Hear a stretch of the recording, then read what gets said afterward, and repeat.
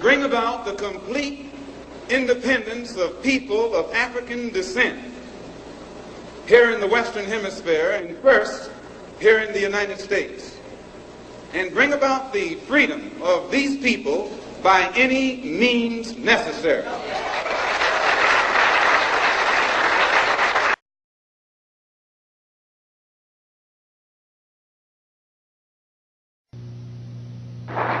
And I, for one, as a Muslim, believe that the white man is intelligent enough.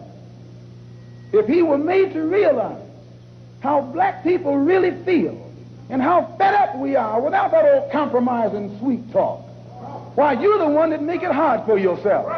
The white man believes you when you go to him with that old sweet talk, because you've been sweet talking him ever since he brought you here. Stop sweet talking him. Tell him how you feel.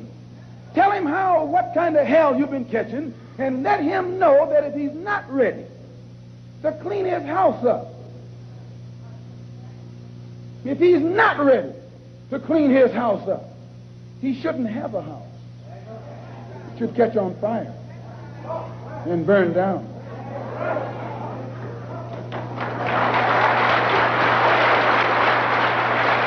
I don't think when a man is being criminally treated that some criminal has the right to tell that man what tactics to use to get the criminal off his back. When a criminal starts misusing me, I am going to use whatever necessary to get that criminal off my back.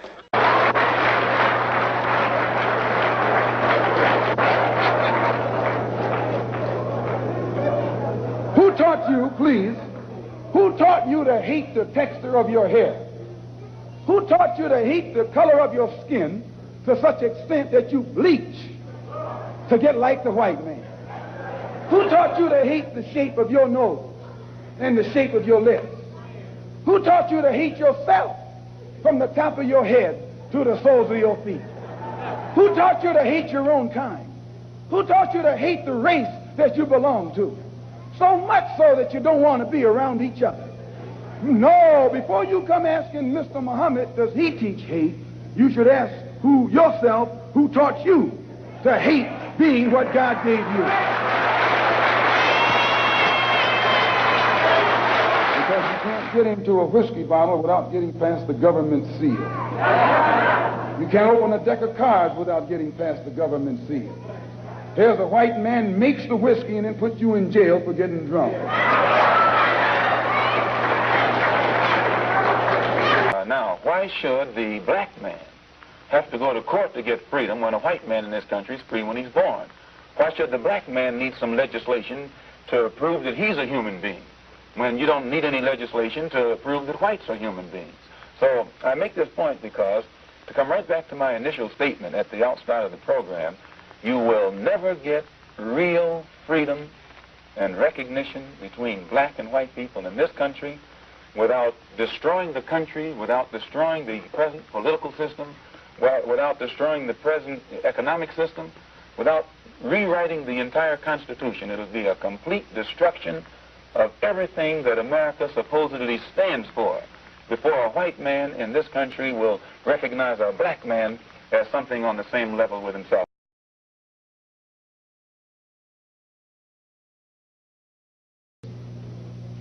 Put it in the paper that they broke into our religious place of worship and got records that they can use to prove that most of us have criminal records. You can't be a Negro in America and not have a criminal record.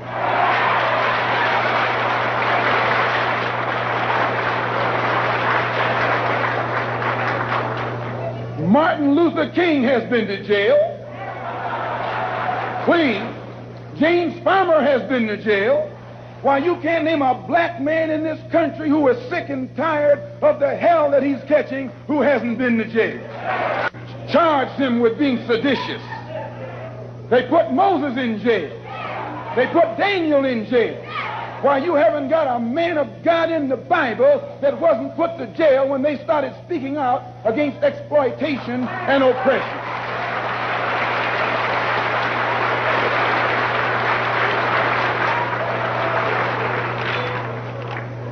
They charged Jesus with sedition. Didn't they do that? he feeds the type of statistics to the white public to make them think that Harlem is a complete criminal area, that everyone is prone toward violence. This gives the police the impression that they can then go and brutalize the Negroes or suppress the Negroes or even frighten the Negroes. Whenever something happens, 20 police cars converge on one area. This doesn't frighten Negroes. And this force that is so visible in the Harlem community creates a spirit of resentment in every Negro. They think they're living in a police state, and they become hostile toward the policeman. They think that the policeman is there to be against them rather than to protect them. And these thoughts, these frustrations, these apprehensions automatically are sufficient to make these Negroes begin to form means and ways to protect themselves in case the police themselves get too far out of line. Once the police have convinced the white public that the so-called Negro community is a criminal element, they can go in and question, brutalize, murder unarmed, innocent Negroes, and the white public is gullible enough to back them up. This makes the Negro community a police state. This makes the Negro neighborhood a police state. It's the most heavily patrolled. It has more police in it than any other neighborhood, yet it has more crime in it than any other neighborhood. How can you have more cops and more crime? Why? It shows you that the cops must be in cahoots with the criminal.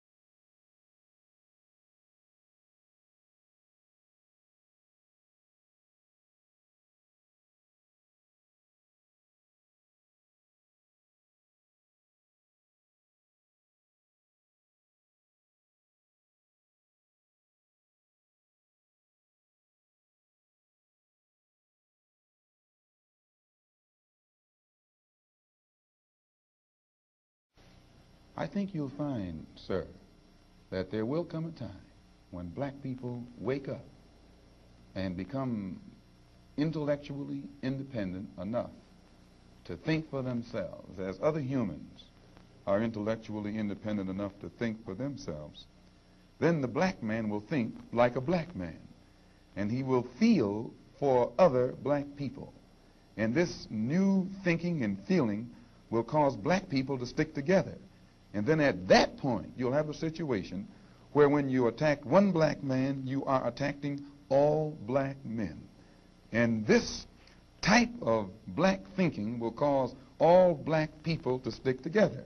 And this type of thinking also will bring an end to the brutality inflicted upon black people by white people. And it is the only thing that will bring an end to it.